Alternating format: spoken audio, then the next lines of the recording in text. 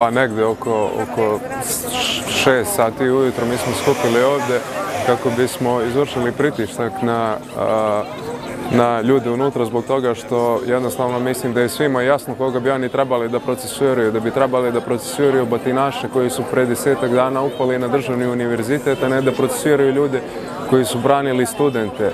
Mi smo pokušali da dođemo do dogovora sa načelnikom policije. Cilj je bio da se puštaju samo ljudi koji rade na slučaju i da se drugi zaposleni ne puštaju. Policija je prvo pristala na to, međutim oni su postavili kordone, kao što vidite iza nas, i došlo je do sukoba policije i studenata. Nažalost, po ko zna koji put, i dve kolege su lakše povređene. Jedan kolega je pretrpeo rane tu negde po licu, ima posekotine, drugog kolegu su vukli, gurali, udarali po glavi. Mislim, ne znam da su ga udarali po glavi, ja nisam konkretno to video, ali video sam modrice i rane po licu. Uglavnom, sada trenutno je situacija mirna i sada puštamo samo ljude koji rade na slučaju da uđu, ostali jednostavno ne mogu da prođu.